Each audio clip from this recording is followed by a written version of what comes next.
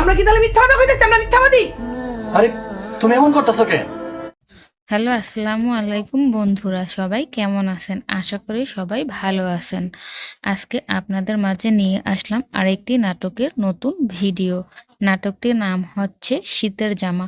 শীতের জামা নাটকের প্রথমেই দেখা যায় নাটকের নায়ক শীতে কাঁপতে কাঁপতে একটা গেঞ্জি গায়ে দিয়ে রাস্তা দিয়ে হেঁটে যাচ্ছে।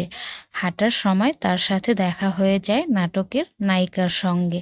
সে কলসি কাঁখে নিয়ে হেঁটে চলছে এবং নায়ককে বলছে, রাজা ভাই, এখনো তো সন্ধ্যা অনেক পরে, তো এখনই তো তুমি শীতে কাঁপতেছো।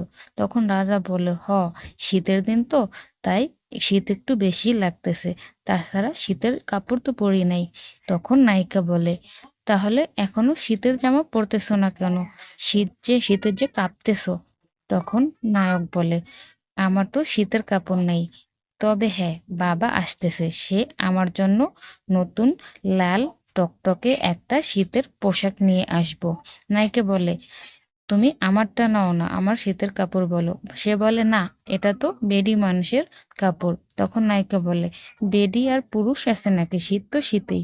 এরপর দেখা যায় নায়ক হেঁটে হেঁটে চলে যাচ্ছে, তখন দোকানে বসা একজন লোক তাকে ডেকে কাছে আনলো এবং বলল, বসো রাজা মিয়া, চা খেয়ে যাও। তখন নায়ক বলে, না, এখন খাবো না।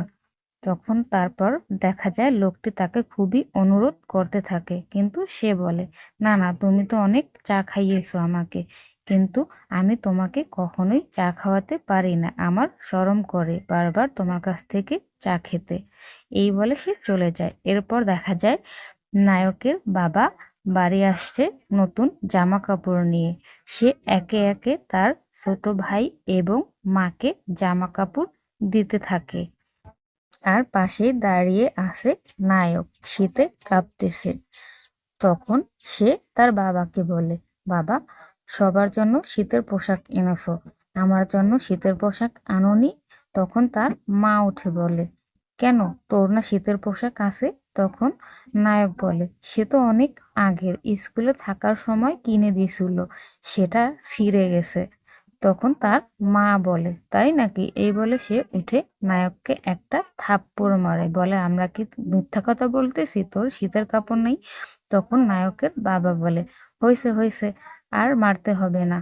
তখন সে তার ছোট ছেলেকে অনুরোধ করে একটা জামা বড় ভাইকে দেওয়ার জন্য। তখন তার ছোট ছেলে বলে, আমার এই জামা কাপড় থেকে একটা জামাও ভাইকে দেয়া যাবে না, এই জামা কাপড় আমার একারই লাগবে।